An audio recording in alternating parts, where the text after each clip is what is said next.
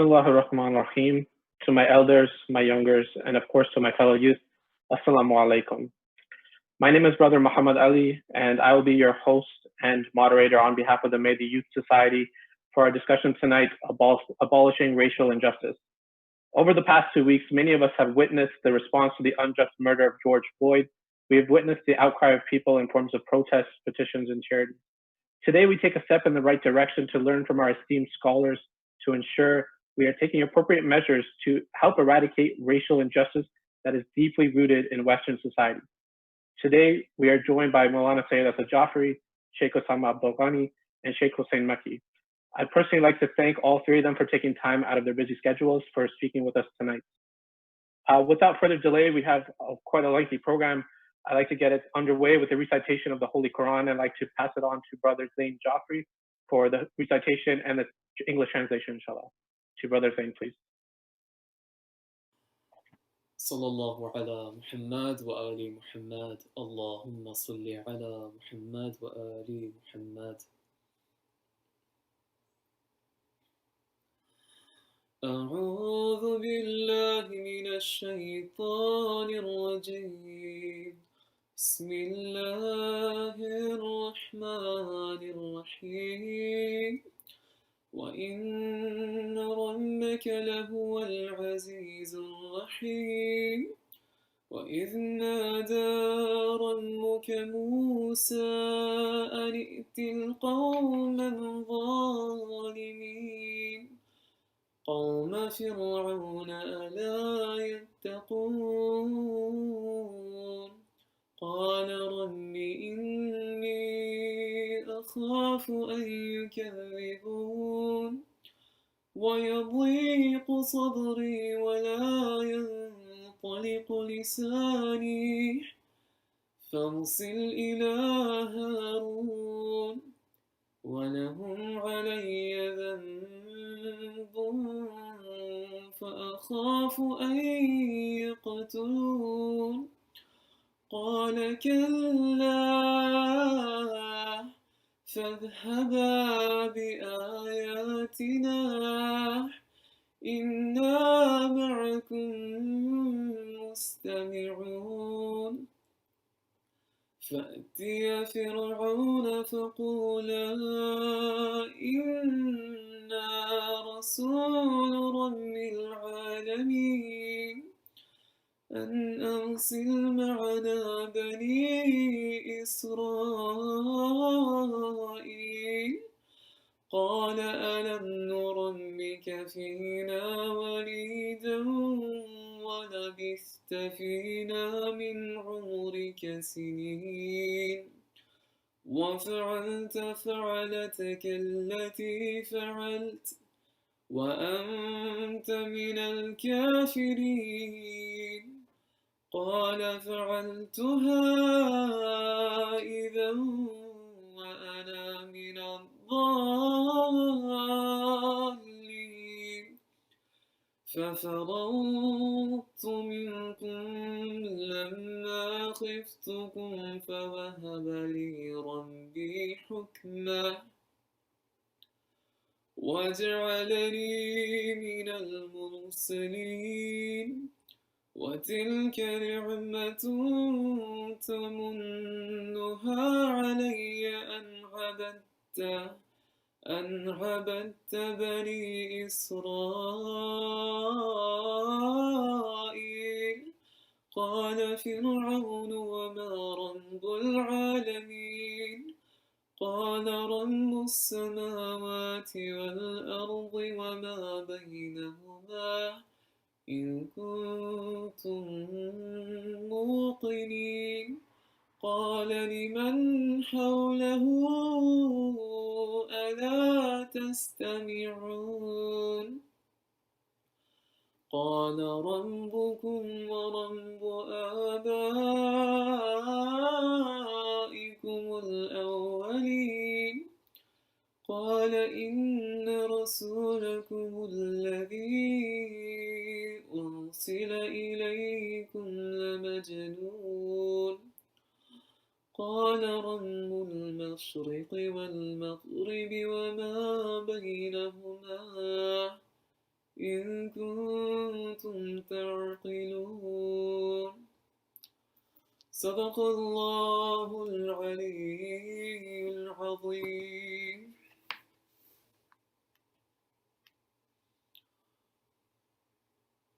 Surah Shu'ara, number 26, verses 9 to 28. Indeed, your Lord is the Almighty, the All-Merciful. When your Lord called out to Moses, saying, Go to the wrongdoing people, the people of Pharaoh, will they not be wary of Allah? He said, My Lord, I fear they will impugn me, and I will become upset, and my tongue will fail me. So send your messenger to Aaron. Also, they have a charge against me, and I fear they will kill me. He said, Certainly not. Let the two of you go with our signs. We will indeed be with you, hearing everything. So approach Pharaoh and say, We are indeed envoys of the Lord of the worlds, that you let the children of Israel go with us. He said, Did we not rear you as a child among us, and did you not stay with us for years of your life? Then you committed that deed of yours, and you are an ingrate. He said, I did that when I was astray. So I fled from you, as I was afraid of you. Then my Lord gave me judgment and made me one of the apostles. As for that favor, you remind me of it reproachfully, because you have enslaved the children of Israel. He said, And what is the Lord of all the worlds? He said, The Lord of the heavens and the earth and whatever is between them, should you have conviction. He said to those who were around him, Don't you hear? He said, Your Lord and the Lord of your forefathers. He said, Indeed, your messenger, who I sent to you, is surely crazy. He said, The Lord of the east and the west and whatever is between them, should you apply reason. صدق الله العلي العظيم وصلى الله على محمد وآل محمد اللهم صل على محمد وآل محمد. Thank you, Brother Zain, for that beautiful recitation and the translation. I'd like to commend you for the choice of the verses that you picked, especially kind of connecting Prophet Musa's time to today's time and reiterating the fact that Allah is always with those that stand up against the oppressors. At this time, for those viewing, I'd like to recommend that they also join in on Slido.com to pose any questions, as later on in the program, we will have an interactive discussion with the Shaykh. At this time, you can see in the link, it's Slido.com. The ad is 786110, and you can pose your questions there to the Shaykh, inshallah. The next part of our program, inshallah, before we move into the discussion, is a spoken word poem by Brother Nabeel Hasnain. He'll be reciting a poem called Humane. Without further ado, Brother Nabeel, please. Assalamu alaikum wa rahmatullah, everyone. I hope everyone's doing well. So I've been asked to give a short background to the poem I'll be reciting for you today, which is entitled Human. So the main themes that are explored in this poem are sort of, and this is more underlying than it is maybe apparent in a manner of speaking, I suppose. So the main things are, I highlight the idea of breaking the shackles of modern day slavery, the idea of systemic racism and discriminatory practices by the police, which obviously not mentioned, tie into the military-industrial complex, post-colonial narratives, movements, and capitalism as perpetuated primarily by the global oppressors. With that being said, I would also like to acknowledge that I am currently living on the territory of the Mississaugas of Schoolog Island First Nation. And I'd like you all to keep in mind that what we are seeing today is not accidental, not coincidental, and that these injustices are a result of deeper issues rooted in the ideology of those who seek to benefit from them. Bismillah. Man is born free, but what does freedom really mean? We locked to this world with chains we can't see. The physical chains are gone. This is mental slavery. Working 9-to-5 jobs, trying to make ends meet, smoking dope to numb the pain of accepting the reality of defeat. The government don't want you rising up against oppression. They want you to stay distracted with your favorite television sessions. You chasing dreams of getting rich while all that's passing by are seconds, living paycheck to paycheck. You never really learned your lessons, but check this. What we will discuss today will ensure you don't forget this. Hidden inside these lines are subliminal messages, the good ones. making you aware of the politics that go on in our world every day, leaving behind carcasses. Keep your mind open to the views presented to you. If all goes well, you might learn a thing or two. Some say the darker the shade, then the more likelihood to be a criminal. They don't care about what's inside. All that's of concern is the visible. They don't care about our character, so they treat us like we're trivial. Freedom is a myth, a concept made up by the elite. Just ask the immigrant boy why he hustling in these streets, or the young mother why she sell her body for the green. The state of this world makes me want to scream and burn and fight and kill. You can't oppress people and expect them to chill. You can't tell people how to react after committing injustice. All we see are dead bodies and the government corrupted. You tell us to blindly follow and never question, just trust it. Those in power abusing their authorities, and the victims end up being the minorities. Egotistical identities, disregarding the commonalities concerning individuality, choosing to focus solely on the irregularities amongst humans. All we want to be is human. Man. Hue is defined in the dictionary as a color or shade. They got us looking like the devil because of our color and shade. We're trying to be successful despite our color and shade. They holding us back because of our color and shade. That boy matched the description of the color and shade, but it's not like that. We all really just want color and shade. Tell that to the feds who don't shoot except that color and shade. My boy caught 13 in the back because of his color and shade, but all we want to be is hue, man. Ever wonder why all the KKK rallies are police protected and all the black neighborhoods forgotten and neglected? Subliminal racism is widely accepted, and when was the last time the oppressed were defended? We so worried about whether we can say the N-word or not, while young black males continue to get shot. In the 1980s, cocaine was introduced to black neighborhoods to begin the systematic suppression. What would you call that if nothing but oppression? When the black man's economy fails, they are called lazy, but when the white man's economy fails, it's called a depression. American sniper, or should I call him America's error, the true terrorists of the thugs sent overseas to destabilize regions. You think ISIS and Al-Qaeda are products of immaculate conceivement? You say, God protect our soldiers, but show no love when they come back. You say, all lives matter, but that don't apply to the refugees fleeing their countries under attack. This whole system is whack, and you blame it on the others, separating humans by race when we all just brothers. Land of opportunity, but the hard workers are trapped. They allow the ignorant to walk around strapped, trigger happy young men just with guns, just graduated high school, license to kill, granted to a bunch of fools. We got whitewashed religions, innocent men dying in prisons. They turn Jesus into a white god to justify their colonizations, genociding nations, destroying aspirations, no hope left. So the youth turn to visions of drugs, guns, and money. The future don't look so sunny. We used to read books before they turned us into dummies. Now we scrambling to get by, need another fix to get high, don't want to feel pain, so we numbed our brain with pharmaceuticals, trapped inside cubicles. Our history been erased if truth be told. Our people been gunned down. We lost count of all the funerals. The heaviest coffins are the smallest ones. Just ask the grieving mothers what it's like to lose a son. My brothers and sisters, we all come down from one. We spreading divide amongst ourselves when we more so alike. Similarities over differences, that's what I'm bringing to light. But how you gonna see light when you're walking around blind? Your sight is still there, but you can't see past these lines. Man-made borders, socially constructed ideologies. It's really not that deep. While we always talking about philosophy, geography is a study of the rocks and this earth. The earth is brown and I'm brown. Maybe that's why I'm treated like dirt. They won't give us no more chances to put our hands up first. Screams and cries, the bullets fly and coffins loaded in the hearse. Mr. Police, why you always watch face? Mr. Police, why you always looking to disgrace? Mr. Police, why you do the things you do? Mr. Police, just know that God is watching you. This is a message to my fellow people of color. Do not fall prey to placing your blame on others. Let's learn to take responsibility for our own actions. Let's learn to stay as a whole instead of a whole bunch of fractions. We all need to learn to stay together and have a sense of unity. This is not a race war. It's a fight against human cruelty. I've said it before and I'm gonna say it again. We all come down from one. We should all feel the pain of another's death at the hand of a gun. Now, don't get me wrong, I don't hate white people, just a system their forefathers created. Our cultures and races were not created by God to be hated. Babies aren't born to be racist, they are taught to hate other faces. We were not meant to fight for money, power, or greed. The idea that religion causes wars is just another excuse for the hate to breed. They crossed the oceans with intent to murder, killed off the indigenous and raped their mothers, stole knowledge from the Middle East and now call it their own, interfered in their politics and appointed their people on their thrones, branding those same people as terrorists. Now you tell me who the real terror is. Immigrated to new lands and now call the new immigrants others. Established their privilege and left the others to suffer. Don't say racism doesn't exist. Just say you don't care. At least the weight of that saying is easier to bear. Thank you very much. Wassalamu alaikum. Ahsant.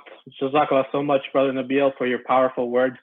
They hit very close to home. I could pick out a few verses. One right at the beginning that you mentioned, especially how freedom is a myth created by the people in power, spoke to me dearly. And it kind of reminds me that this world is just a playground. Without further ado, I think it's time to move into our main program and the discussions with our ulama. I'd like to start off with our very own local Maulana Syed Asad Jafri from Toronto. And I'd like to please invite him to the main screen and start off the discussion about abolishing racial injustice. أعوذ بالله من الشيطان الرجيم بسم الله الرحمن الرحيم الحمد لله رب العالمين وبه نستعين وهو خير الناصر ومعين وصلى الله على سيدنا محمد وآله الطاهرين اللهم صل على محمد وآل محمد وعجل فرجهم. Assalamu alaikum wa rahmatullahi wa barakatuh. Let me first of all, on behalf of the community, thank both Maulana Shaykh Husayn Mekki and Maulana Shaykh Usama Abdulghani for joining us on this very special program, one that is needed and one that I think should be discussed. I won't take too much of your time. I know that a lot of you are here to listen to those two. Just to get the ball rolling and maybe set the stage for what should be discussed, I want to share with you a few points. The first thing that I wanted to mention was that we sometimes, when we are faced with moments like this, and unfortunately moments like this will come and they will go. There'll be other moments as well like this. There have been before. I remember in the early 90s, watching for the first time, I think, at least in my life, where a beating of a relatively innocent man in Rodney King was filmed. That, of course, caused the LA riots. And watching that and remembering those scenes and watching today's riots and seeing all that, there seems to be little to no difference. And we're talking about decades ago. And I want to warn myself of something, and then of course all of you if possible, and that is that let's not get caught up in a window-sized moment. Let's ensure that we keep our eyes on entirety, on the mission at large, at the system at large. You know, what they want you to do, individuals who are responsible for this, is they want us to kind of focus on the moments and get charged up in the moments and react in the moments. And when that moment kind of subsides and the emotion kind of subsides, it's bound to subside, we go back to our kind of pre-moment life. When in reality, I think there are people who want to convert the moment into a movement, as I often say.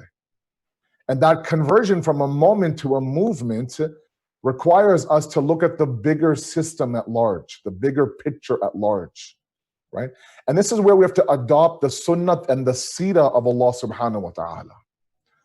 We examine our own personal lives, okay? Our own personal lives are made up of moments, right? Oftentimes I give the example of the airplane size window, right? You're descending onto the city that you're about to land in, and your view of that city is the size of the airplane size window, not very big at all. And then there's one person who, let's say the pilot, or let's say someone who is, you know, on top of the plane can see the entirety of the city in one glance.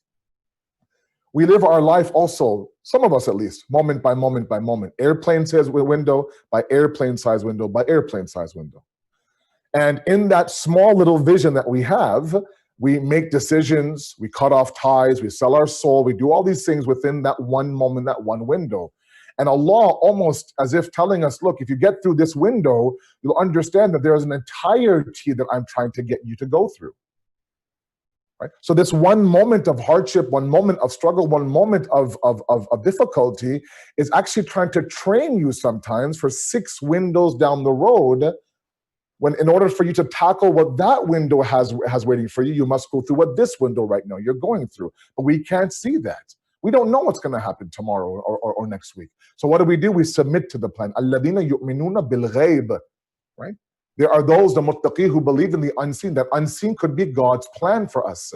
The submission of God's entirety is just that. We have to submit to the fact that He sees our life in one glance. And He knows that this moment that I went through when I was 18, 19, 24 might even write or give me the tools to be able to get through what I go through in my 40s.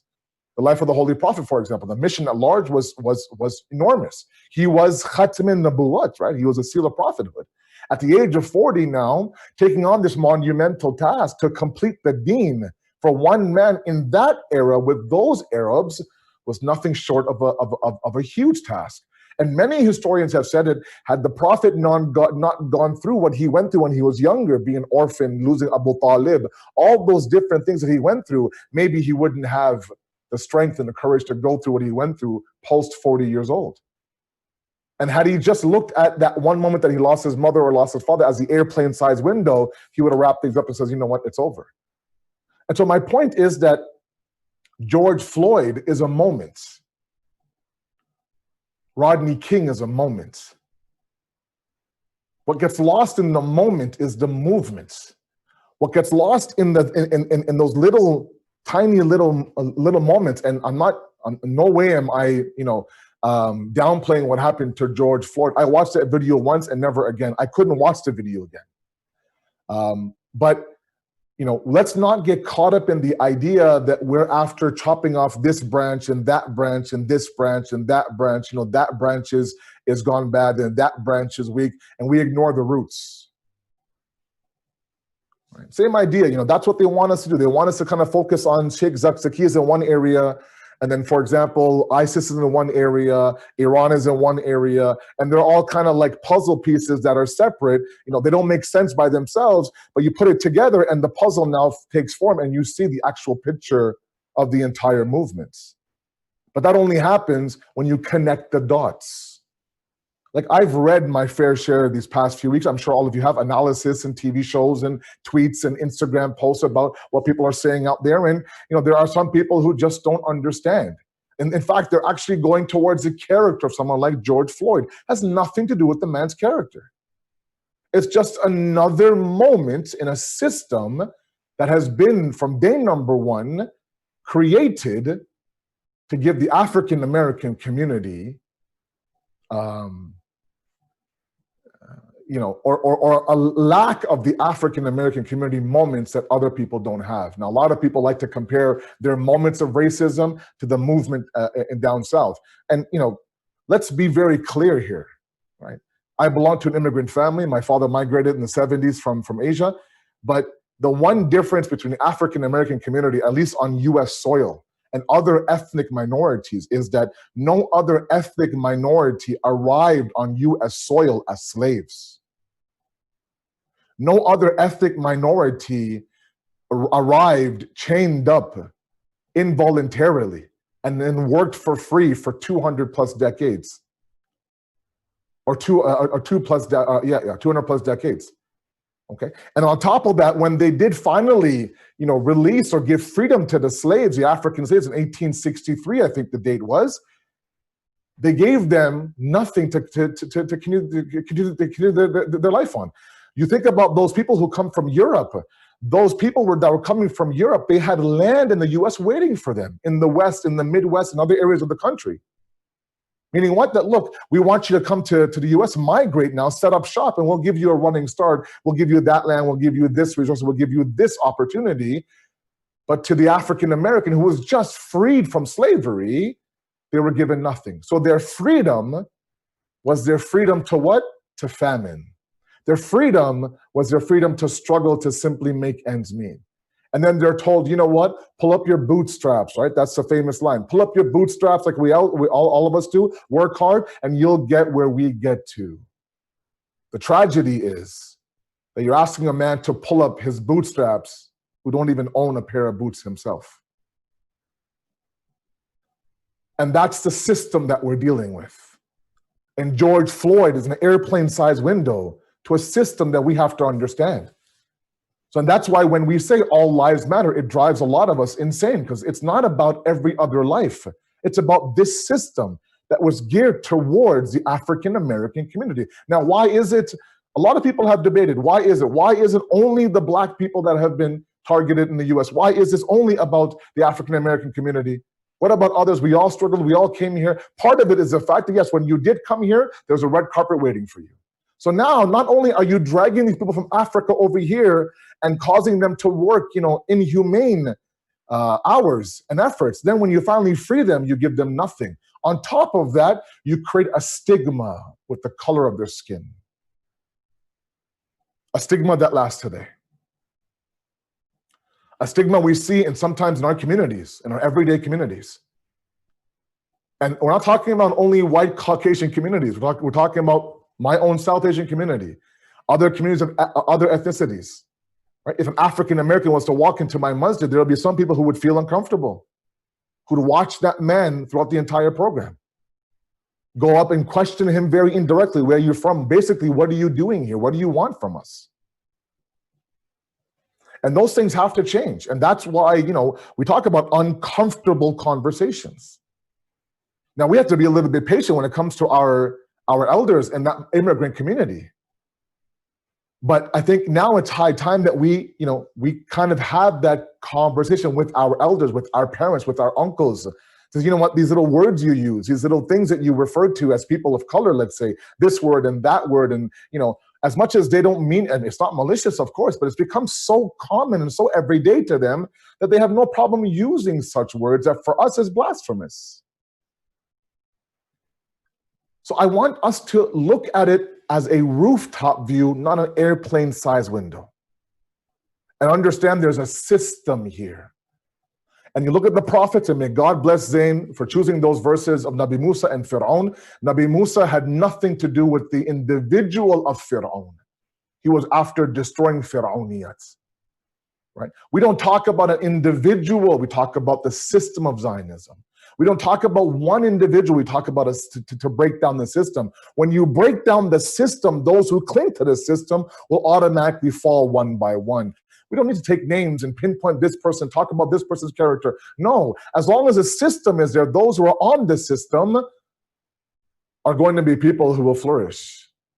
It's like, it's like a sinking ship. The ship sinks, everybody on that ship now sinks. But the problem is, and I'll end with this, inshallah, and then I'll allow the ulama to kind of speak their wisdom. The problem is that when we focus on the moment and not the movement, I'll give you a very simple example. A person is completely filthy from head to toe.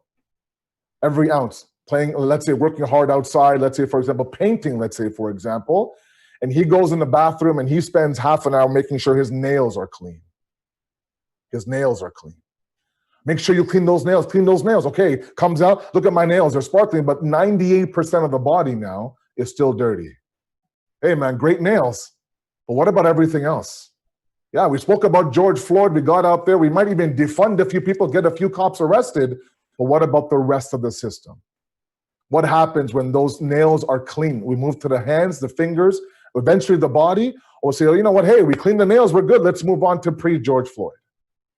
And until another George Floyd hits, and then we go, oh wait, the nails are dirty again. There's a system here, a systematic system against one particular group of people that we can't ignore. We're done ignoring them. And we have to understand that this is the sunnah of Allah subhanahu wa ta'ala. He sees things in entirety. That basirat that we need, that insight that we need is not to focus on the moment, but look at the moment as a peg, as a peg, as a link to an overall chain. You can't keep chopping down branches, man. You got to uproot the tree eventually, right? And when those branches come back, they'll come back even stronger. You keep chopping them down, the tree remains, the branches are bound to remain as well. So my humble advice to myself and to all of you is to research the system. Understand why is it that this is a very specific movement for the African American community. Does not mean that we don't respect lives. Of course, we belong to Deen of Islam. Deen of Islam talks about humanity, man. Everybody, right?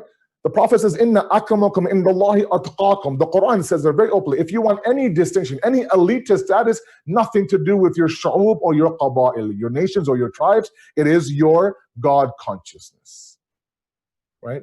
The Deen sees the color of taqwa. The Deen sees the language of taqwa. The Deen sees the gender of taqwa. Everything else is irrelevant. I'm sorry. Everything else is by mistake. If you're born a shade lighter, that's not nothing to do with you.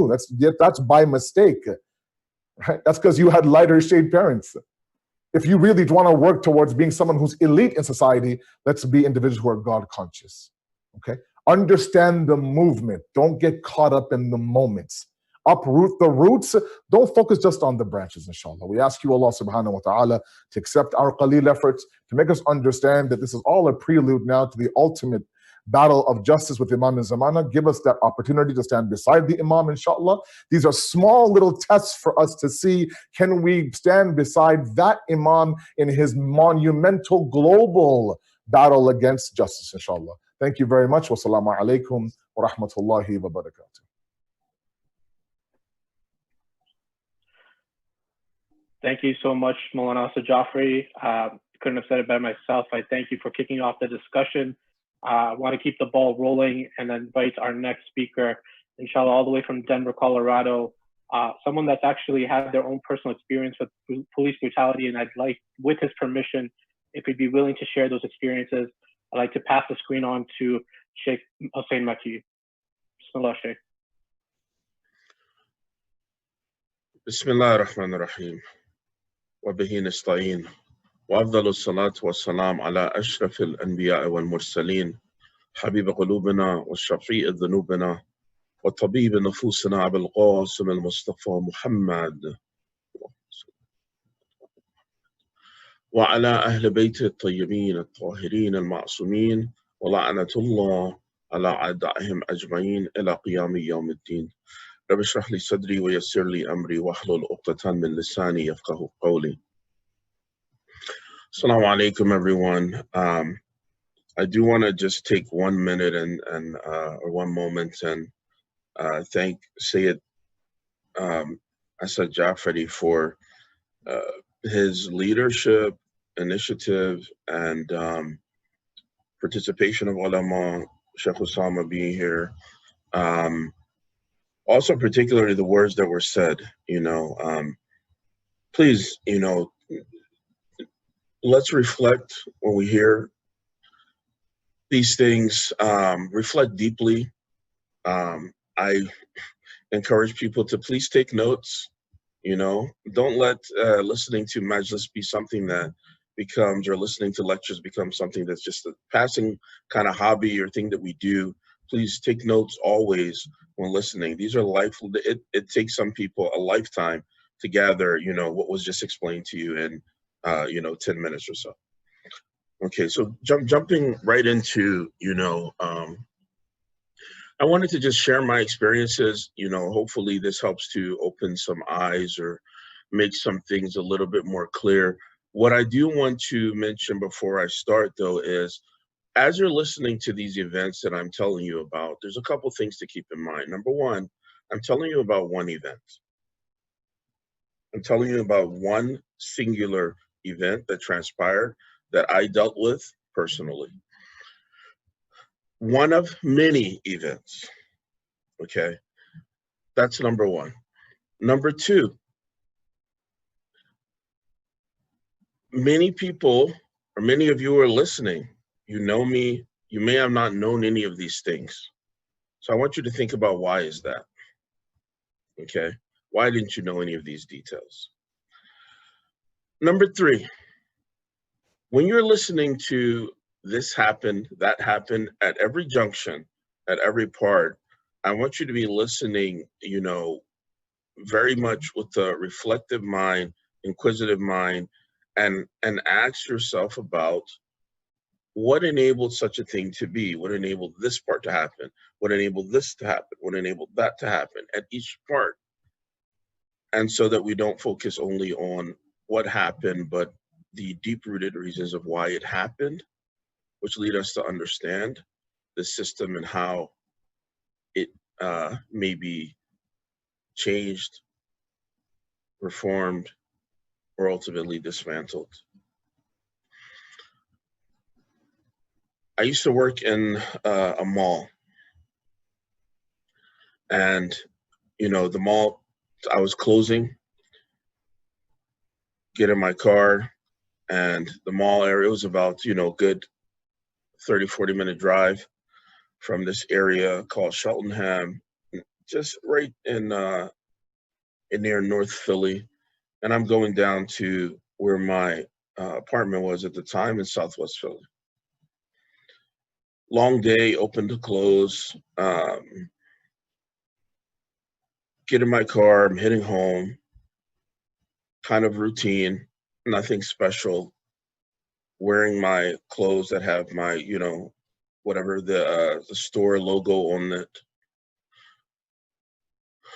I had a 91 Subaru Legacy, I think it was at the time. And as I'm driving down, I see this car when I get, you know, a few minutes from my house, a few blocks from my house. I notice that there's a car and it's following me. Police car. It's following me for blocks. I'm looking in my rear view, seeing the police car following me. Obviously, I'm a little agitated because I know already at that moment what could happen, what possibilities there are. I've been there, done that before. Officers pull me over at right where I need to turn to go, you know, close to my block, couple blocks from my house. When they pull me over, they get out, you know, they start asking me, obviously, registration, license, registration, insurance. So I have all my stuff. My stuff is all legit and in order. Even at that moment, though, I'm thinking about, you know, what does it look like when they're asking? You know, sometimes it's someone running up to your car with a gun out already. Sometimes it's someone banging on your windshield. You know, is it safe to reach for my registration that's in my glove compartment? How do I make sure I don't make a move, which will later be said that he was reaching for something and he gets shot? So these are the thoughts that are going through my mind at the moment. And I have to be mindful of all of this. I'm being mindful of where my hands are, making sure that my hands are in visible sight, making sure that, you know, I'm not doing anything. At the same time, you have to imagine that, come on, I'm totally annoyed. I'm totally bothered. It's been a long day. I've been working hard. And I'm totally bothered that I'm getting singled out for, you know, arbitrary reasons. And it's not helpful because the person's coming and they're speaking and they're not respectful. You know, they're not giving me any benefit of doubt. You know, the first, you know, questions that they're asking are about drugs, you know, asking me to get out of the car, get out of the vehicle. Do I have drugs in the vehicle?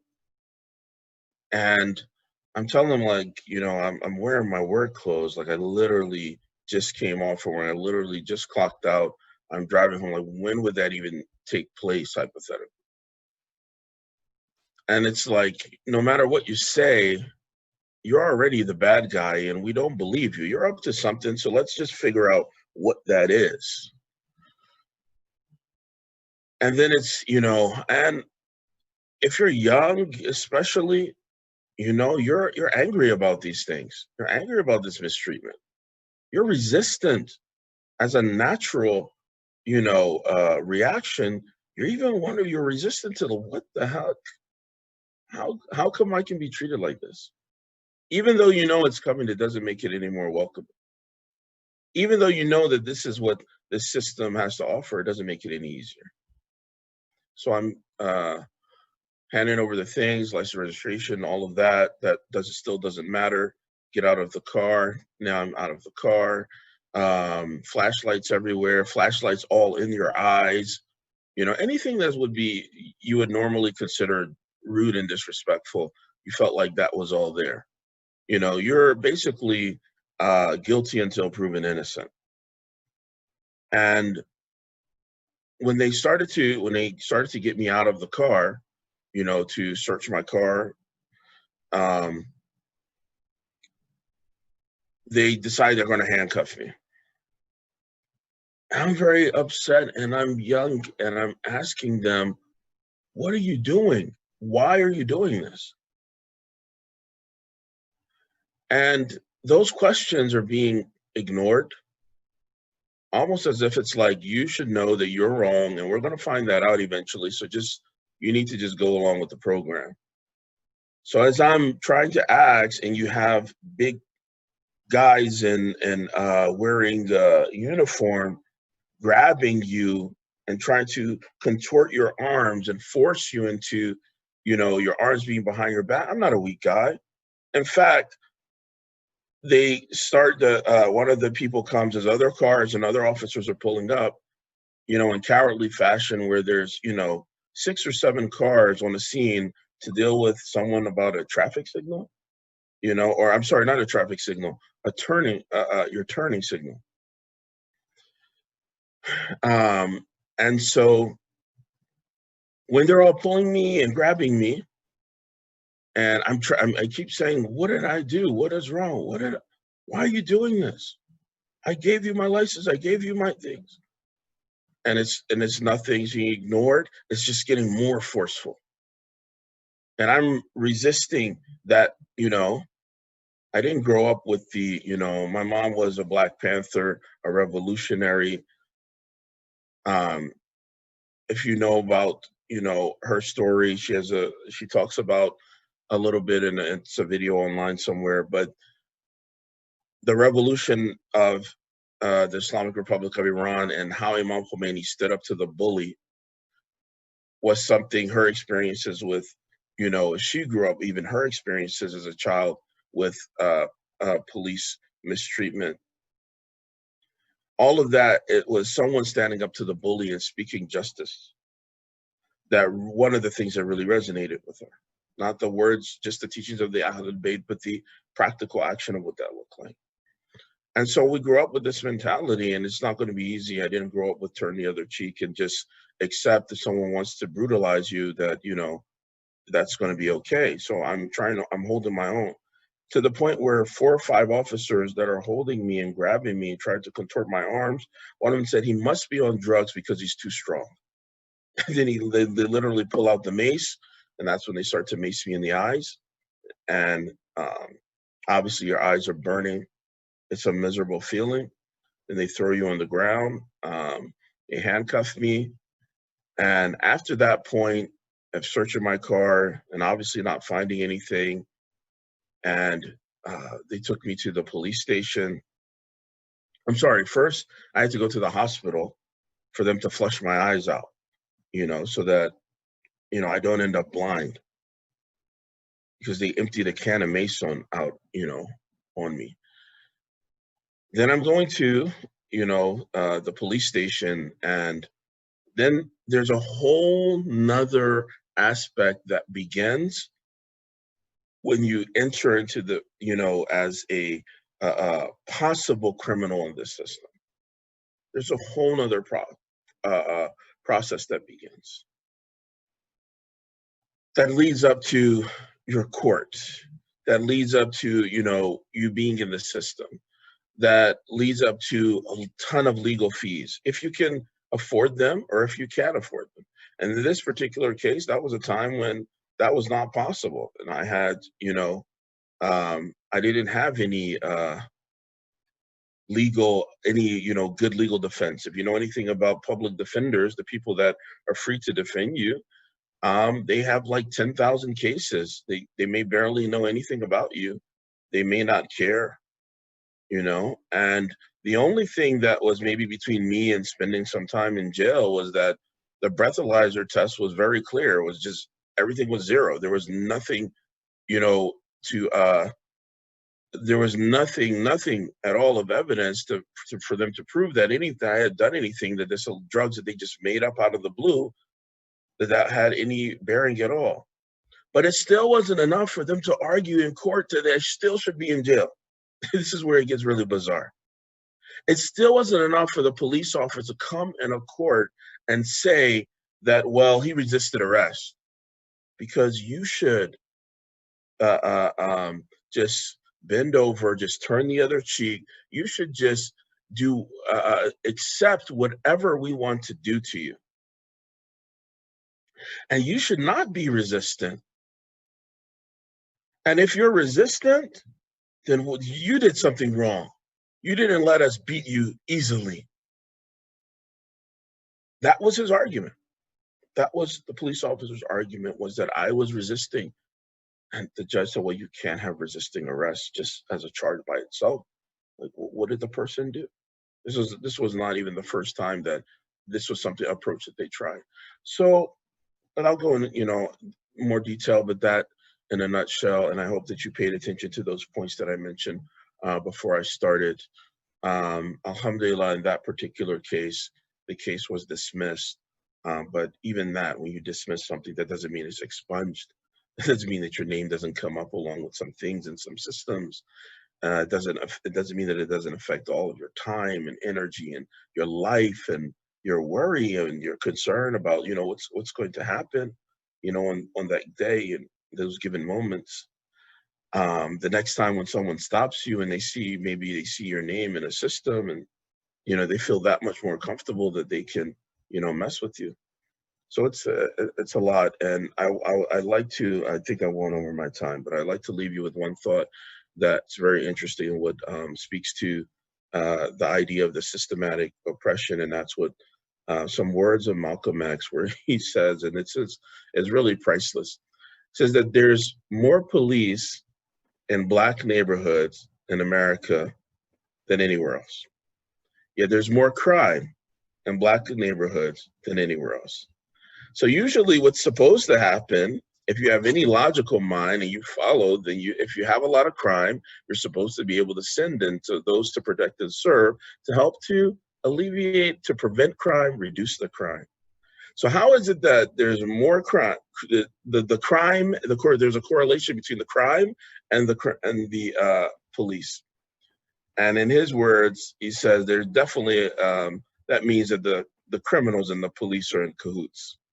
So there's a system, here at hand, and it's impacted, African Americans for a very long time. I said to some people, I know that some people are, waking up to these realizations, but I've been awoke and living these things for a very long time. So inshallah, these are just opportunities for us to better connect and better understand, what role and what we can do, inshallah. Thank you, and sorry for going over on my time, inshallah. I'd like to thank you, Shaykh. Please, there's no apologies for going over the time, especially when you're sharing your own personal experiences. I know personally that did open my inner heart. I'm sure many viewers can't even believe that would happen to someone. But it is an issue that is occurring in North America. It happens up here in Canada as well as down south in the US. I'd just like to remind our viewers that they can send in their questions right underneath my chin. There is the link on slido.com. You can post your questions. We'll be having an interactive session. Before we do so, we'd like to move into with our last speaker, all the way from Dearborn, Michigan, Shaykh Usama Abdulghani. I'd like to pass on the mic to him. أعوذ بالله من الشيطان الرجيم بسم الله الرحمن الرحيم الحمد لله رب العالمين والصلاة والسلام على سيدنا ومولانا أبي القاسم المصطفى محمد وعلى أهل بيت الطيبين الطاهرين المعصومين لا سيما بقية الله في الأراضين روحي وأرواح العالمين له الفداء رب اشرح لي صدري ويسر لي أمري واحلل عقدة من لساني يفقه قولي. I first want to start off by thanking Allah subhanahu wa ta'ala for the opportunity to speak on this very important issue. And also, my dear brothers, I appreciated the spoken word before them, the words of God, which is the reason why we are doing this. We're responding and resisting.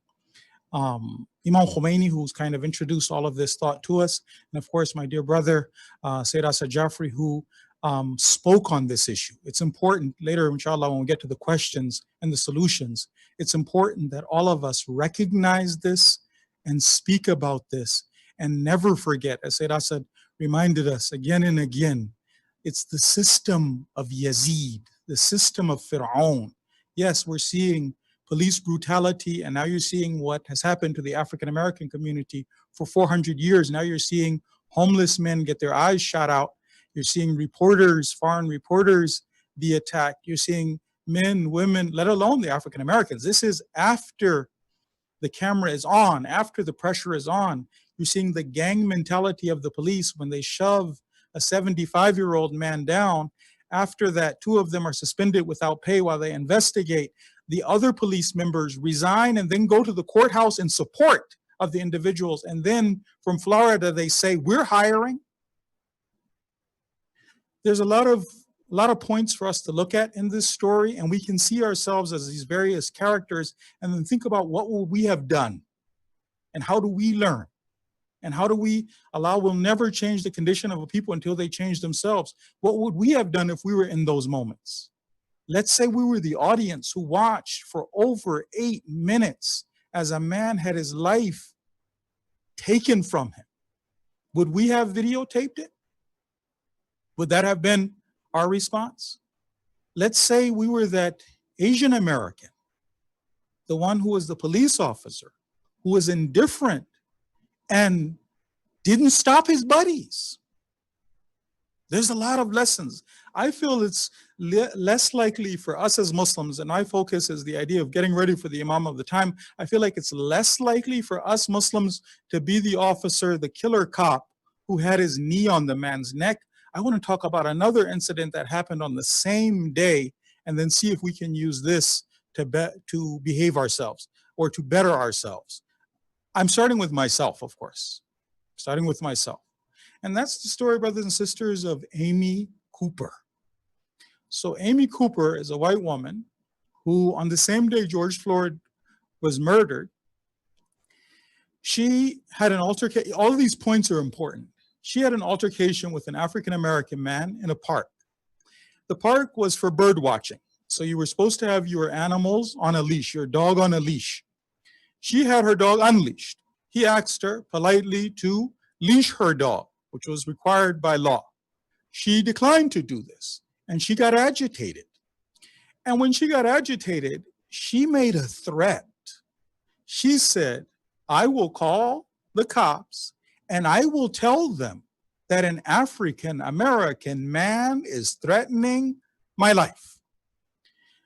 She knew that at the very least, that means a severe beating for this individual, if it doesn't mean a killing. And then after that, she proceeded to do this. And you've seen the video where she's feigning that she is being attacked at the moment, knowing what it will do. Of course, later when it came out, luckily Allah didn't decide that this man, his life would end that day. I'm sure she was mortified when everybody saw that ugly side of her, that she was so willing to do this to another human being, forget their race. So what I want to talk about is our inner Amy Cooper.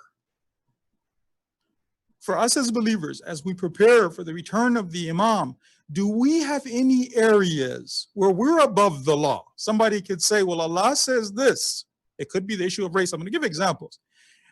Allah says spoken in this way, and I get resentful and I lash out. What happens is you and I have seen this, and hopefully we haven't experienced this. When a mild-mannered Muslim, someone who does and says all of the right things, has good akhlaq, suddenly goes from Dr. Jekyll to Mr. Hyde, the fangs come out. And you see it, Muslim men do this. You see Muslim women do this. It's not a gender issue. You see parents do this. Sometimes children do it. Sometimes it's siblings doing it to each other. What's really painful in my position as a sheikh is when you watch a divorce happen and people who are supposed to love one another, they have children together, they sacrifice for one another. Suddenly the eyes go dead and it's on. So I want to talk a little bit about why that even happens and what lessons we have to learn, because Imam Qadham says, alayhi salatu wasalam, that in everything you see, there is admonition, there's mu'idha. Do we have an inner Amy Cooper? If we don't address our inner Amy Cooper, if it comes out in public, it's terrifying. but maybe our families are living with an Amy Cooper. Even if we haven't done anything very aggressive, brothers and sisters, we shouldn't rest on our laurels and think that, well, no, I would never, wait till I give you some examples, that I would never do anything like that. I have no inner Amy Cooper. Imam Ali speaks to this. He says this. He says, minhum, among the people, man la yamna'uhu al-fasad fil ard, is that person who nothing stops them from wreaking havoc on the earth, illa mahanatu nafsihi, that this person is a weak person. They're a weak individual. They have no standing. Wa kalalatu haddihi, his sword is dull. Wa nadhidu wafrihi, he doesn't have money. Otherwise, as they say in Farsi, this person is an expert swimmer. They just need some water. So our job is the idea of trying to change this about ourselves, because sometimes the most religious ulama, speakers, people who are respected in the community, you watch the Amy Cooper come out in these people, religious people. I want to give you an example from history. And then after that, some modern examples. In the time of Amir al-Mu'mineen, salamullahi alayh, the Khawarij marched on a place called Nahrawan. And Imam Ali alayhi salam had a governor over there, Abdullah bin Khabbab, respected individual. His father was Sahabi of Rasulullah. They go over to this man and they arrest this man, the Khawarij. This is after the arbitration, and then they speak to him and they interrogate him about Ali. Ali before the arbitration, Ali after the arbitration, what are your thoughts? And he gives the standard answers. Ali knows what he's doing. Ali knows about his religion. They say, oh, you're following your nafs? You're worshiping personalities? We will kill you in a way that we haven't killed anyone. Then what happens is they take him over to a date tree. This poor man is chained by a date tree, and he's watching all of this happen. What's so interesting is that a date falls from the tree. When the date falls from the tree, one of the men picks up the date and eats it. And the other Khawarij look at him, they say, Astaghfirullah, you're eating a date without permission? That's not halal. He spits it out, Astaghfirullah. Around this same time, a pig comes by. One of them goes, pig, khinzir, he hits the pig. The other one's, Astaghfirullah, that pig has an owner, one of the people of the kitab. He goes over, apologizes, Astaghfirullah, I killed your pig. Very religious. You should see their foreheads, their knees from how much sajda. Then they take Abdullah bin Khabbab. They take this Moor man who's chained and they slit his throat. His wife is there, heavily pregnant. She says, fear God, I'm a woman. They cut her belly open, take her baby out, and martyr her and her baby. Why can this happen? Why does somebody have an inner Amy Cooper? Doing all the right things, good akhlaq. Oh, that's history. That never happens to us. Oh, really? Let's see. The sign of us having an inner Amy Cooper, brothers and sisters, is when we're given a reminder, some law of Allah that we don't like. And then instead of us saying, that's right, thank you for reminding me, Jazakumullah khairan, the believer is a mirror for the believer. Whatever Allah says, not what I want, not what you want, whatever Allah says. Instead of doing that, we like Amy Cooper, the fangs come out. It might be that reminder to respect our parents. For instance, there's different, all of us are going through different tests. We all have our area where Islam goes against our ego. We get a reminder about whatever it is in Islam that we don't like, and then we flip out. The dead look comes in our eyes, mad dog. Sometimes it's a law of Allah we don't like. Let's say polygamy is mentioned. Suddenly mild-mannered, Clark Kent wearing glasses, suddenly. Divorce.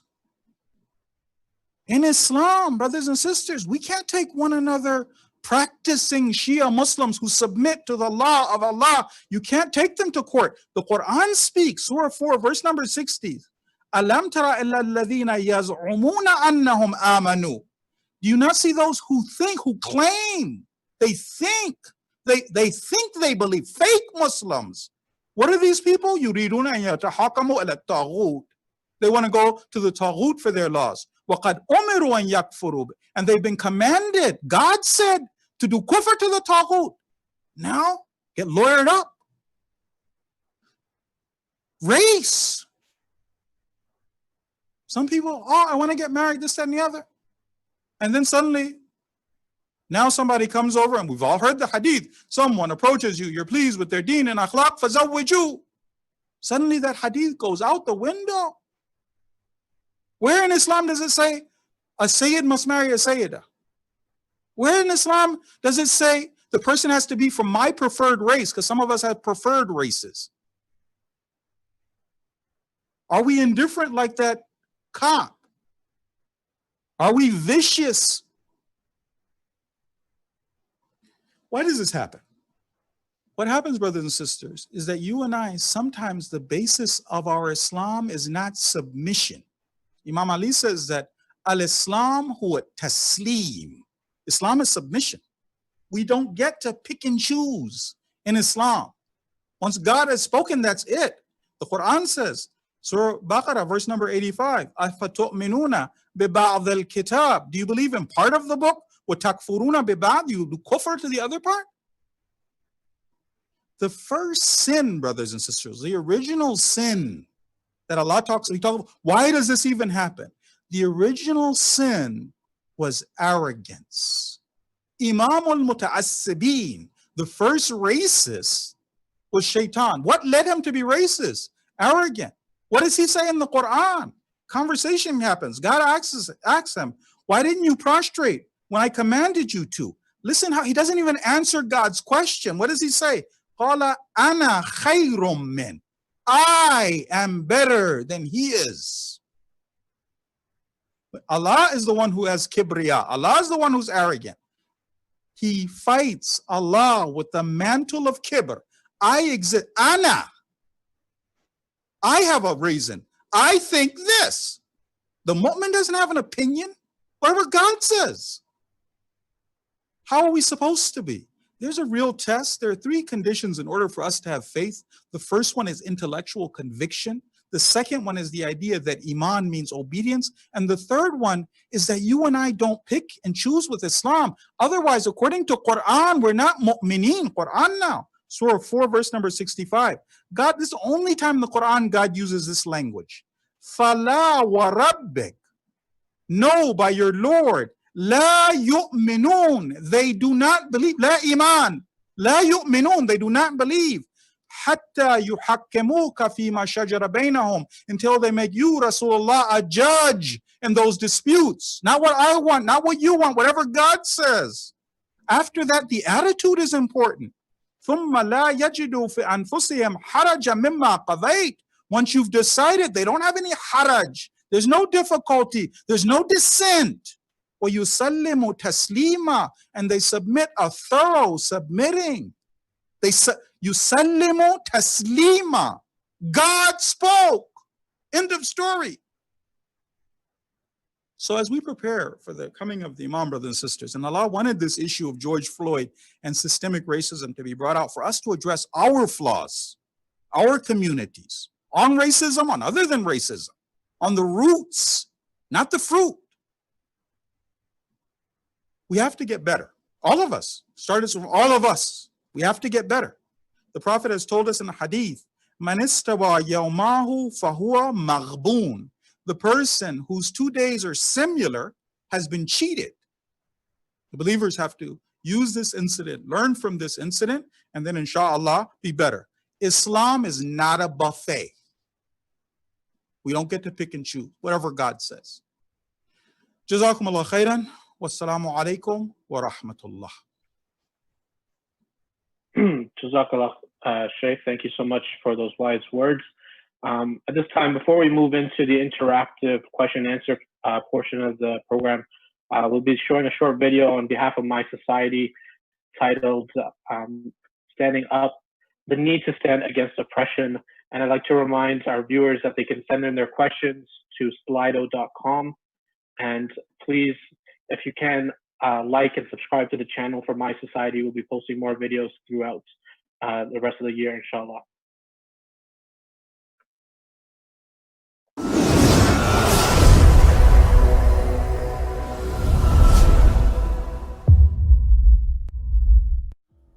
أعوذ بالله من الشيطان الرجيم بسم الله الرحمن الرحيم الحمد لله رب العالمين السلام عليكم ورحمة الله وبركاته. If we examine the overall mission of the majority of the prophets sent down by God to the various communities, we can see that one common principle that was attempted to be outlined and applied by all the prophets was that of social justice. The ability for individuals to live in a humanity-based, harmonious society where they are not judged by the color of their skin or their language or their creed or their gender, but rather they are together moving towards one creator. Islam as a religion, while it upholds those who are out there defending humanity and defending justice, it's also quite harsh against those that are responsible for the oppression and the injustice in the world today and in previous nations as well. It does not allow or give permission to anyone to either be individuals who they themselves invoke injustice onto people or they themselves become victims of injustice as well. There's always an opportunity for us to cry out, to defend, to support those who are victims of oppression today, be it based on the color of their skin, or their gender, or their religion, or simply because they exist in a certain part of the world. The Quran refers to those who resist against the oppression as those who will have three pieces of grand news from angels. Allah says in the Quran, Bismillah ar-Rahman ar-Rahim, إِنَّ الَّذِينَ قَالُوا رَبُّنَا اللَّهُ ثُمَّ اسْتَقَامُوا تَتَنَزَّلُ عَلَيْهِمُ الْمَلَائِكَةُ أَلَّا تَخَافُوا وَلَا تَحْزَنُوا وَأَبْشِرُوا بِالْجَنَّةِ الَّتِي كُنْتُمْ تُوعَدُونَ.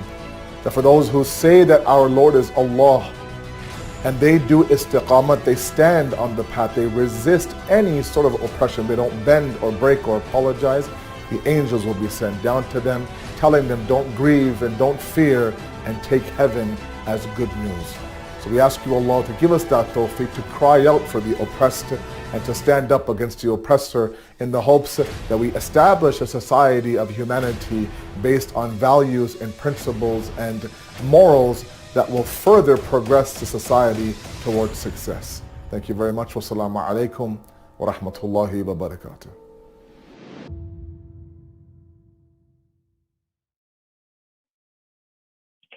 Thank you for coming back. And I'd like to thank all of our viewers for joining us for today's session. We're now moving into the interactive question and answer session with our sheikhs and esteemed scholars.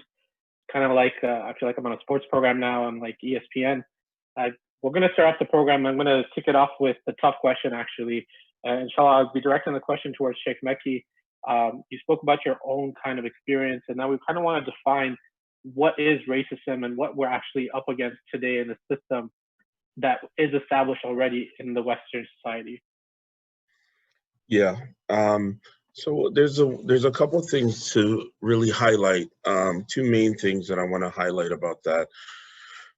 One is that when we're talking about racism, as it was already pointed out, both speakers touched on the idea that racism is best defined as a system which enables one race to have a superiority in society in a multitude of different ways, suppress another race simply just because of the color of their skin or where they're from. And what we see is that a lot of times people identify as I'm not racist. And there's a really good book that kind of touches on that, and it's called How to Be an Anti-Racist. And it kind of sets a distinction. And what it reminds me of is how that's similar to, people historically, we can take it to, I like the example of Karbala, because there were people who were not fighting against Imam Husayn, but they also were not helping Imam Husayn. They were saying, we didn't fight, right? That's the I'm not racist. I have a black friend You know what I mean? That's that person. But there's the anti-racist. That's what the topic and what, you know, Syed chose for this topic: abolishing. Like, just getting rid of this nonsense altogether. You know, we're anti-racist, and so being on the forefront of that means that that's the example of the people who, they're not going to pick and choose of being whether they're on the sidelines or fighting against. They're definitely in the category of standing with, you know, who's in the right. The people who are with Imam Mahdi. You know, it says that there's going to be a group of people when the Imam comes, who they're not going to support him. They said they were going to support him. They said, you know, we're with you, but when he comes, they're going to stand against him. So it's a scary idea and thought that, you know, people who recited Allahumma kulli waliyak and, you know, everything, that they were going to be with Imam, but then at the end of the day, they turned against him. Part of that turning against may also look like that they didn't necessarily go out and take a weapon against the Imam, but they stood quietly as the "I'm not racist" person. I'm not fighting against you, that kind of thing. So I think that that's one of the important distinctions to understand when we're talking about racism, being anti-racist. Thank you, Sheikh. Syed Asad Jafri or Sheikh Usama, anything to add there? I just wanted to mention because I feel like later on, once we start talking about solutions, you and I need to talk to our neighbors, our friends, and present Islam's version. So we need to be able to have those ayat at our disposal where they talk about race, the idea that these are all just signs of Allah. We speak different languages. These are signs of Allah. And also, for instance, one of the verses that they could share would be in Surah Qasas, so Surah number 28 and verse number 4, where it's Pharaoh, right, who behaves arrogantly in the land, divides the people, and oppresses one nation, right? So this system, the idea of making sure that people understand this is a system, and it goes back to non-divine leadership. Because brothers and sisters, when you're listening to people speak, they don't know the hadith and the ayat, they're calling out for an imam, a way for the leaders to be accountable, for there be just laws, right? That somehow because even if you make just laws, who's going to enforce those laws? They're calling out for the imam, but that's you and I who can help them bridge the gap, intellectually convince them and explain to them that this doesn't work without a wali. But I don't want to take too much time. I think if I can chime in, sorry, I think that's what we should start to realize, that this idea of social justice cannot be done by the creation alone.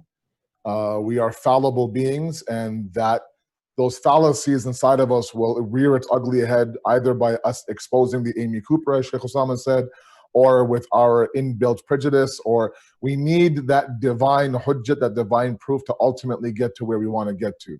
The faster we realize that, the faster we know these are all small little previews for the big, the big battle that ensues, inshallah. Well, one point, sorry, I want to add to Sheikh Mekki's point, beautiful points, was, we also have, a strong condemnation against those, who had watched and heard about the martyrdom of Imam Husayn and were quiet, right? We say in ziyarat, that your silence was your ridayat. Your silence was your approval of what happened to Imam Husayn. So sometimes it's just not an option to be quiet. Now, you can use your various platforms, this platform, social media, talking to your neighbor, having a talk with your parents, but at least say something, right? At least let's feel something, right? I mean, this idea of us not doing anything, of course, is no longer an option sometimes. Sorry, guys, just because I love you guys at Al Mahdi, and you guys are like family to me, I have to jump in and just add one more point.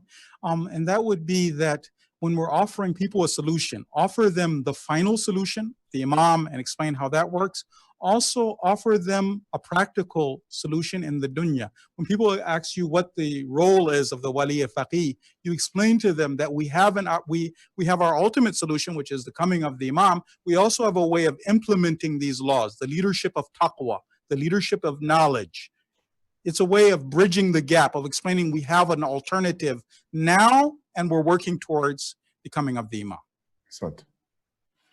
Well, funny that you bring up family like that, Sheikh Usama. I actually want to take it back to you, if you can expand on maybe having practical discussions within your family, within the community, because I myself may have witnessed something and I may have been a bystander and I kind of brushed it off, where, like we said in our discussions, we've seen people that come to our center and they stand out, and sometimes we don't do anything about it, but we hear the comments and we hear what sometimes our own family members say. So how do we practically make the right steps to make sure we're becoming a positive change within the community then? So definitely I want to hear what the other brothers have to share, but it's going to start, brothers and sisters, with having uncomfortable conversations. There are some people who only want to focus on what's happening for you guys in Canada down south and how bad it is and how bad Trump is. But we don't want to look inward and see how sometimes we're racist. Now, I'm not saying to make our whole focus spanking one another, shouting, and only making this something that we're doing right now, first of all, instead of like say it's talking about abolishing racism.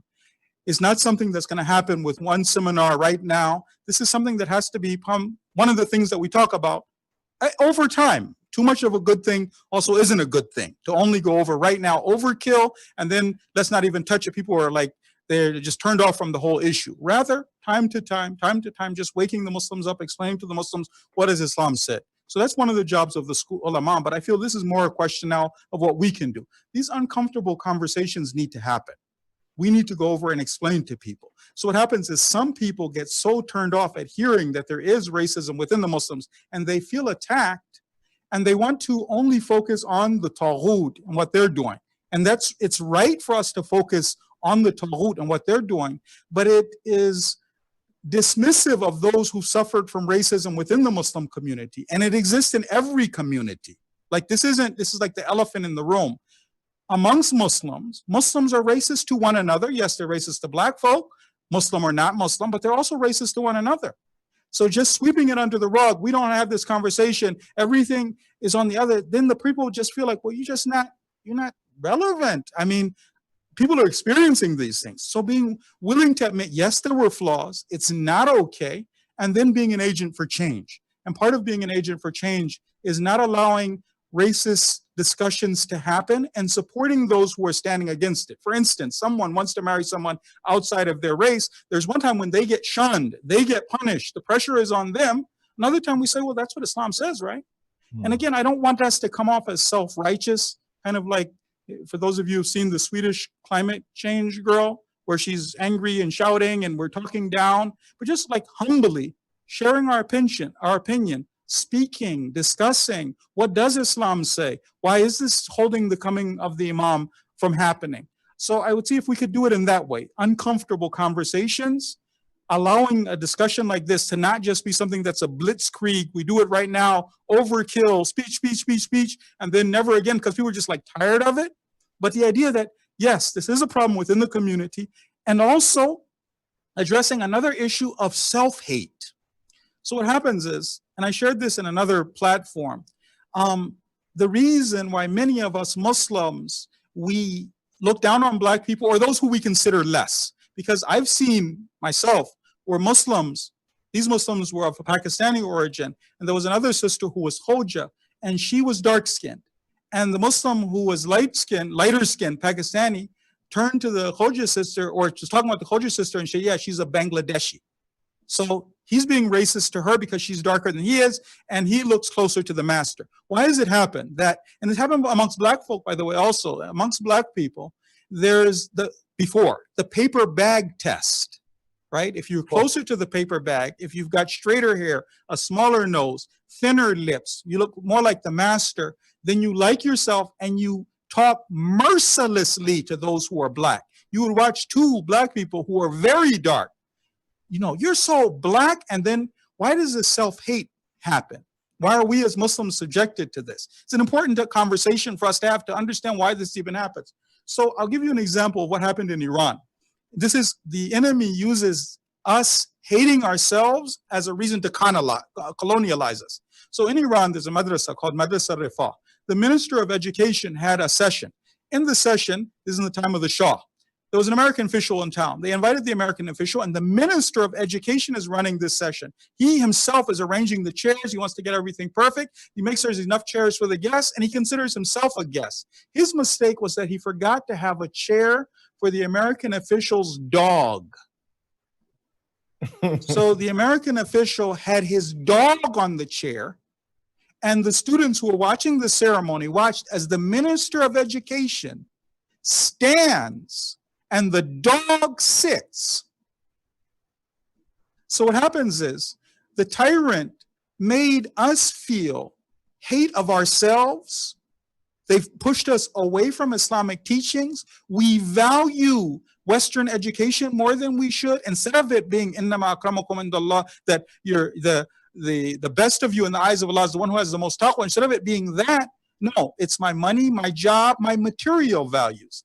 If it's not corrected, what happens is, even if you are free, let's say Africa, the leader went to visit a country in Africa, and he's meeting with the leader of that African revolutionary leader, and he sees that there are two black individuals who are standing there as porters. So as a Muslim, you go in, even if I'm the president of the country, you say salams to the individuals. He says they're standing there like slaves. He said, I realize that the former slaves have now taken the palace and they're lording over their people.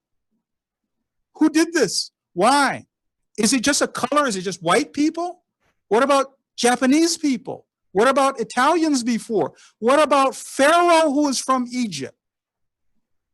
At the same time, to dismiss the pain of the African Americans who have been dealing with this for 400 years and to dilute the issue and not talk about what is happening to them, to me, that's also a mistake, but I spoke too much. Inshallah, I'll turn the mic over to the other brothers. I'll pass the mic off to Shaykh Mekki if he wants to add his 2 cents. Yeah, I have a little more than 2 cents to add, but inshallah. There's a concept called deficit thinking. And basically what that means is that I already think that there's the issue, the person is deficient in some way, that they're problematic. That is one of the best things for us to be able to correct, to be able to help to understand, these solutions. What deficit thinking looks like is, automatically ingrained in my mind is, for example, in the context of especially racial injustice, especially in police brutality, what we're talking about, what happened to George Floyd, some of the responses that I'm sure you've heard or seen, things like, well, this person was not really that good of a person, or generally black people, they're probably criminals anyway, or they're probably doing drugs, or how the police officers, when they approach me, this deficit thinking of already ingrained in my mind, indoctrinated. I'm starting from the point of, you are a problem. You're a problem in society. Your existence is probably less than. You're more prone to doing bad things. You're more prone to being a drug addict. You're more prone to just automatically, by me making these assumptions and by me having these things ingrained or accepting what society has kind of indoctrinated many people with, then that becomes when those subtle and maybe somewhat unintentional biases, racial comments, that's where they come from, because I've already kind of thought to myself that this person isn't that good. So when I say something or I act a certain way, when I deny them, when I push them away, when I don't want them in my spaces, when I don't want them in my circles, when I avoid them, or when I act scared or this or all of these things, this comes from a mindset. But where did the mindset come from? And that's where, I want to emphasize that, especially in the immigrant community, and Syed Asad, touched on this as well, that these are different experience. And I find that a lot of times people are okay with calling out the isolated incident, maybe, not necessarily, but not necessarily with calling out America, calling out, the big bully. Not so comfortable there. A lot of times they're like, look, man, they see a benefit for themselves. Oh, I've lived comfortably here. I have a home here. I don't really have these experiences. So they don't really feel comfortable. They'll feel comfortable maybe somewhere in a foreign country. I'll call out those Israelis, those dang blasted Zionists. But right here, oh, poor Trudeau, he did his Aladdin thing. It was just one time. Well, maybe it was just 2 times. Or maybe this, we're so much more willing to give a pass to the injustices that happen over here, and we're able to look at it and kind of distance ourselves, by making it something that's really, really foreign. You're not comparing Trudeau to Trump, are you, Sheikh Mekki? 2 peas in a pot. Oh my goodness, really? Okay. Debatable. The last thing I think about, like kind of like practical, which is helpful of having those conversations, is speaking in the language of the listener is a basic component of psychology. I remember, when at one time I kind of was not in favor of. I remember the first time I went to give some lectures. It was, I think it was 2007, and it was in London, and they have a big center there, and they have multi-language programs: English, Urdu, Farsi, Arabic.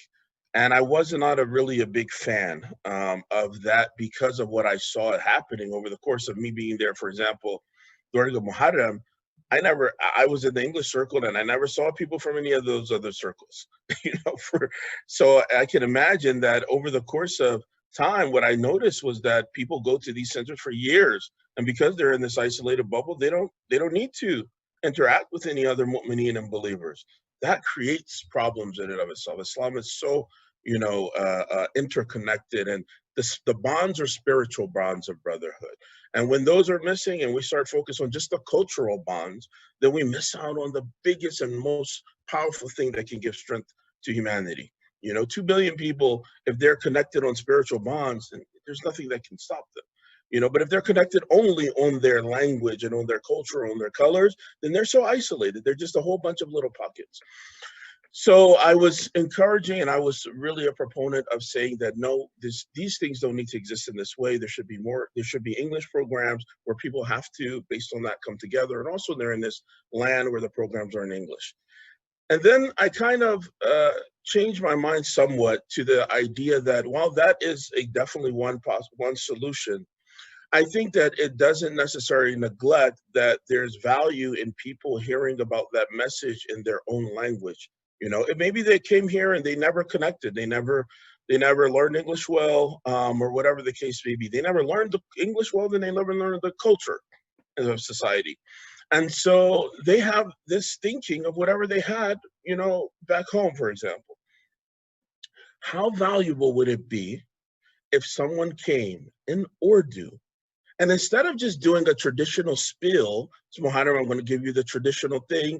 I'm going to give you the normal spiel. I'm going to tell you what you normally hear. Make sure you get a couple wahwas, shed a couple tears, mission accomplished. Instead of doing that, maybe I use this opportunity in Urdu to explain what we're talking about right here. The same very thing. To explain the content has to change. That is what has to be evolved. The content, why not explain about what Colin Kaepernick is doing to somebody in Farsi? And Urdu, to that older generation, contextualize it. Why not connect it to some poetry that they're more familiar with to help those minds to grow? So we have to utilize people to speak in the language of the listener and use the content that helps them to connect to today's, to the issues that are relevant today. Makes sense. Well said, Shaykh. I'll turn it over to Maulana Syed Jafri to please add his wisdom as well, if he can. Yeah, no, there's a lot has already been said, and my perspective from here is, as a son of an immigrant and belonging to a predominantly immigrant community where we do have an Urdu and English split. I mean, I just want to, I want to kind of lean off of the last point of Sheikh Mekki, and him and I had a private talk a few days back, and he made this point. It was a beautiful one. Where he himself has evolved and really given importance to the idea of another language. And that's primarily why we do still have Urdu and English programs, especially at Mahdi, is because the message has to be given to various groups in their respective languages.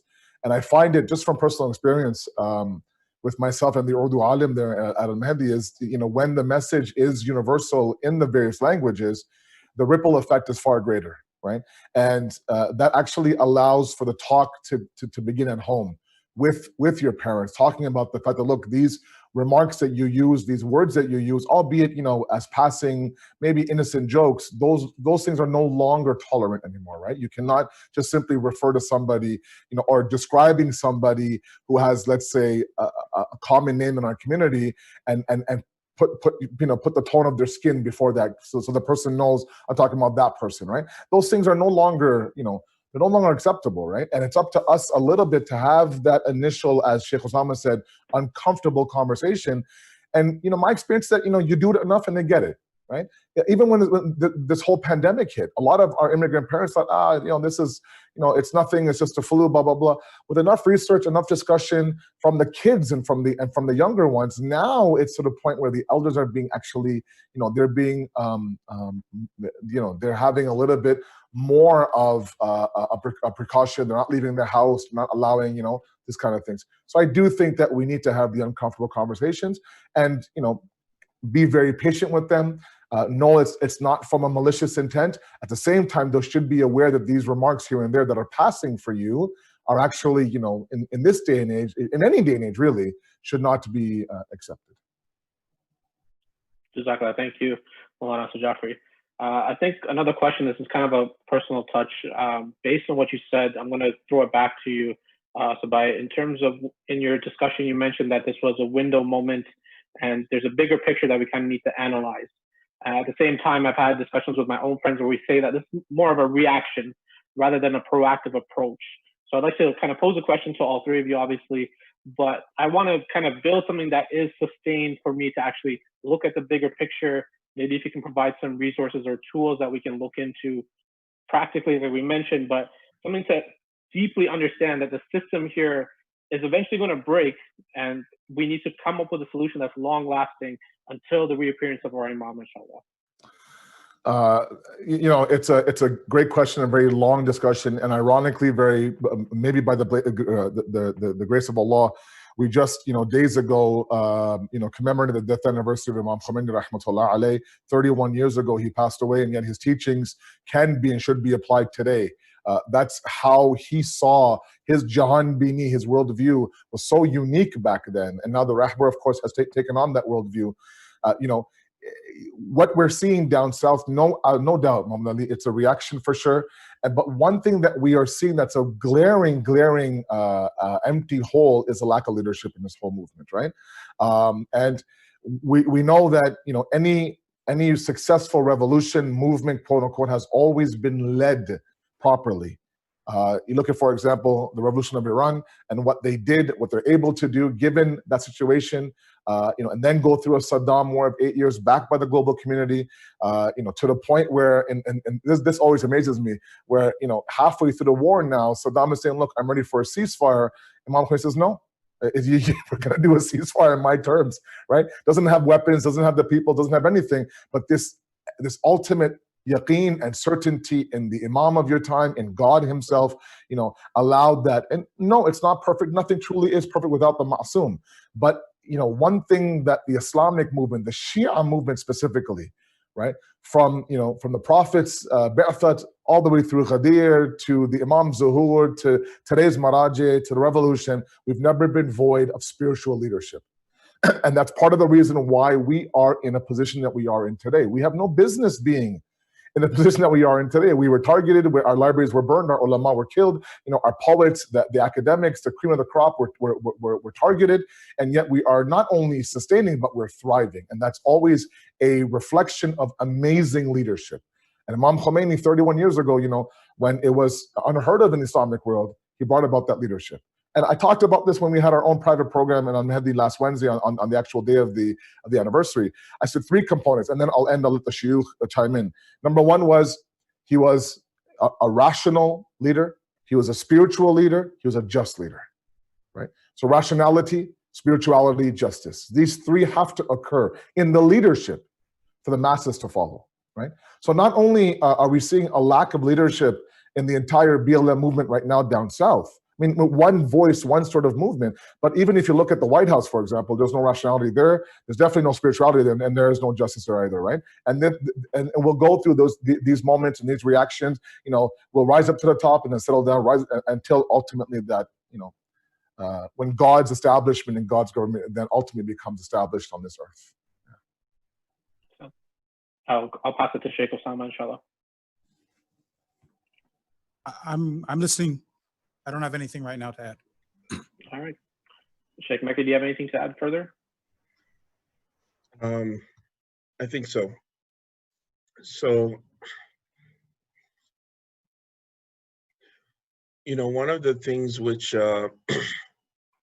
really stood out to many people, I guess this is also kind of related to the Islamic Republic of Iran and their revolution almost 4 decades ago, is for a lot of people, like, you know, my parents, for example, who they're African American, they have been activists and on the forefronts of fighting for efforts of social justice, and also been lifelong learners and seekers. What, as I mentioned before, Imam kind of standing up to the bully, calling America out, their injustices. And it wasn't just lip service, right? There were things which really, really made the point and helped people to comprehend on a global scale. When the embassy was seized, when the US embassy was seized, Imam said to let the African American people that were working there to be released and let the women to be released. This was a huge slap in the face to America. And he qualified that gesture by saying that the African American people have suffered enough, you know, that they were already madloom for so much. This opened up a lot of people's eyes in the world, you know, to help to understand, you know, white supremacy is in and of itself this is one of the main components of racism which we're fighting against. This is one of the things which Imam also outlined. He differentiated with this action. There's a stamp of Malcolm X in Iran that was made in, you know, just shortly after the revolution. And it's recognizing the International Day Against Race Discrimination. It has Malcolm X and the silhouette's a beautiful stamp, and then the silhouette, it's different colors, you know, where it's Malcolm, and then it's like a red Malcolm outline, a white one, a yellow one. And it's saying this is an International Day Against Race Discrimination. It's highlighting the efforts of what he was fighting for on that front. And then the Islamic Republic is standing against with the Madhlumin, rather, in that instance. Bringing these kind of things, these images to the table, I think is really helpful. You know, we live in, you know, we can look and learn some things from how business is done in the West, right? Commercials, advertisements. You get indoctrinated with certain things in a multitude of ways that you don't even realize it. You know, one of the comedians, a South Asian comedian, was talking about the whitening cream and how it's so popular and how they have all these, you know, people are helping to sell it. You know, hate yourselves. You're a little bit brown. Oh no, you know, you need to go down a couple shades. And I was sharing the story about how the brother showed me matchmaking site, and it was very particular. There was, you know, please choose your shade. You know, your white, your olive, your off-white, your ivory. Are you moving into the honey nut, cinnamon? I don't know. The list was long. Cardboard, whatever, buckwheat. or you mix with the weed. It just was so ridiculously insane. So Sit a minute. Sit a minute. Wow. And that was a method of like that was important for people. So there's some parts where it's like it's so and I mentioned this to someone and they just sort of like, okay, what's the big deal? So sometimes it's so ingrained that we don't even really notice it. But again, going back to taking that lesson from this society, sometimes us changing the images, the narratives, this is something that's can make a big difference. They have like in textbook in the education worlds, and I'm involved in education. There's like this textbook where it shows like children, it's teaching them feelings: sad, mad, angry, happy. And so in the image, sad, mad, and angry were all little black kids. Then happy was a little white boy or a little white girl. That teaches something. It's teaching without even saying anything. Those are things that I think that we can very easily fix. Our books, if we're doing Islamic studies, if if we have images in our centers of places, things like that, these little things, one center, they love the image of Malcolm X standing against racial suppression.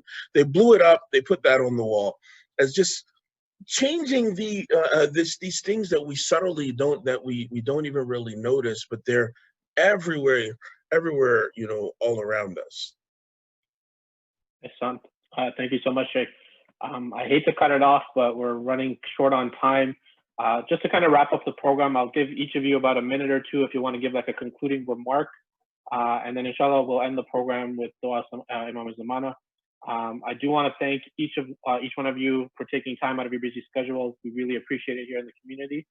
I'll just start off with your concluding remarks. And inshallah, we'll start off with Shaykh Usama, if you want to leave us with anything. To me, I just would say that this is a beginning for us, a very visible example of what happens if somebody is above the law and they don't accept, they're above the law.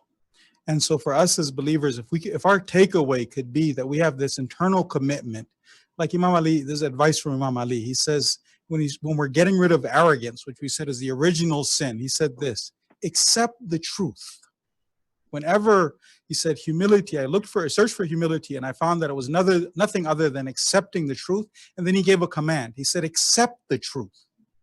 That pushes away arrogance. So if we could be like that, not what I want, not what you want, whatever Allah says, and that be something that's ingrained in us and how we teach Islam, not ritualistic Islam.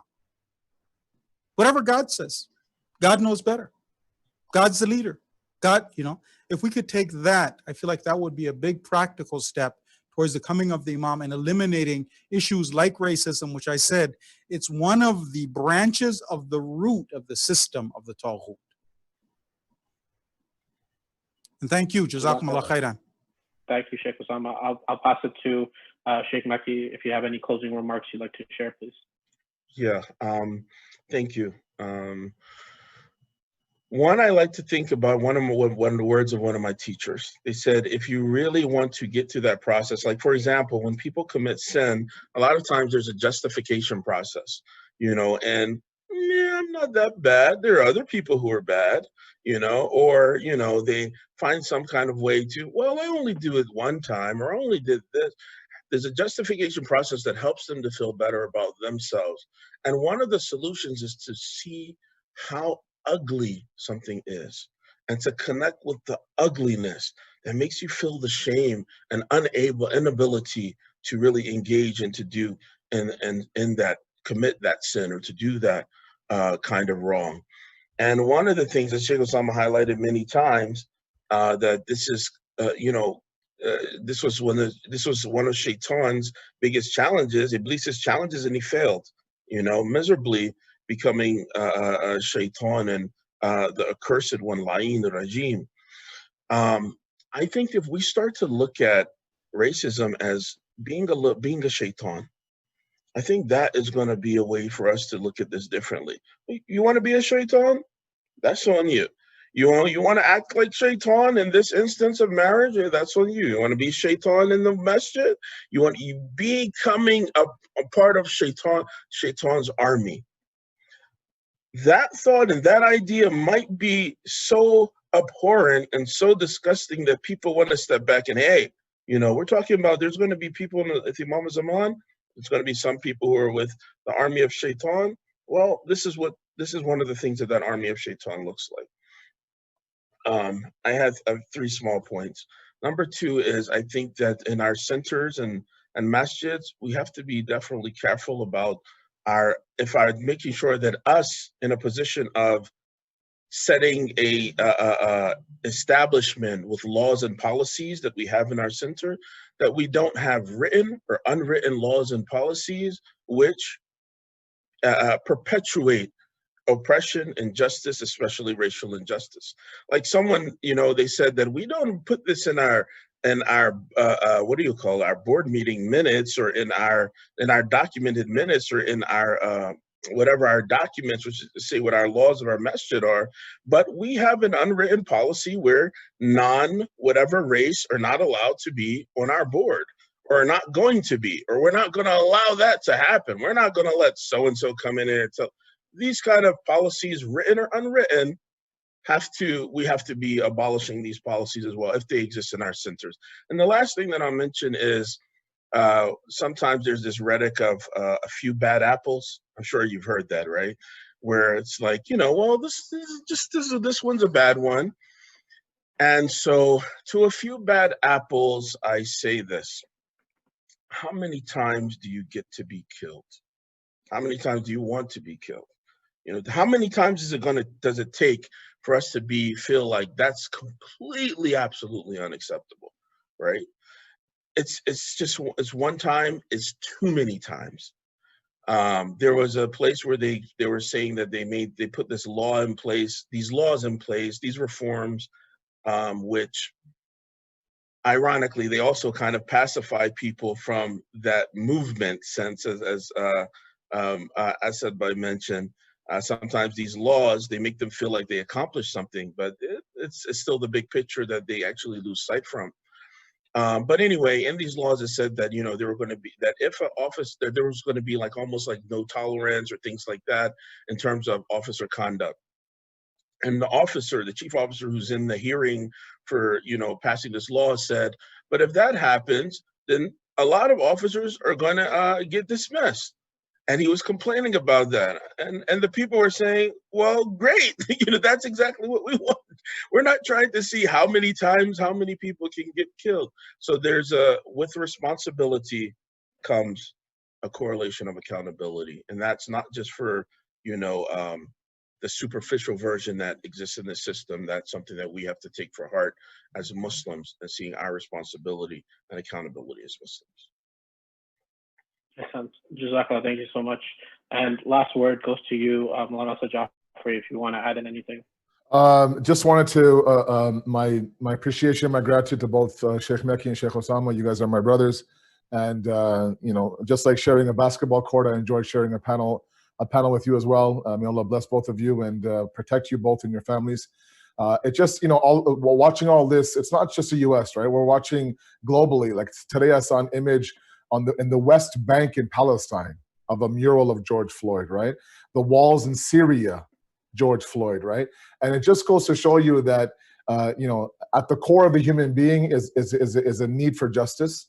And maybe that's why when you look at the various ahadith and traditions about Imam Zaman and about Imam Mahdi, there is a high emphasis on justice, because that's the voice and that is the cry right now of the human race. And so if we wish to do anything to kind of prep the grounds for his arrival, we have to start to become ambassadors of justice. And that means, as Shaykh Usama says often, starting with yourself, right? The Quran says, rise up and be people of qist, lo ala anfusikum, even if it means against yourself, that you can be the zalim and the mazloom inside one being. And when we understand that dhulm inside of us, we become a little bit more sympathetic, empathetic to the dhulm outside of us as well. And then we begin the process of the Imams arrival and ultimately the Imam's success. So thank you to the whole team. May Allah bless all of you and protect all of you, inshallah. Inshallah. Thank you so much.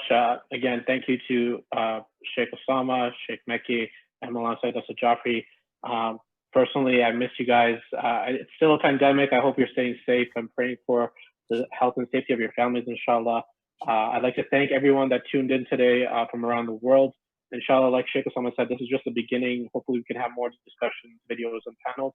And we'd like to conclude the program. I'd like to throw it back to actually Brother Nabeel Hasnain to end the program with Dua Imam Zamana, inshallah.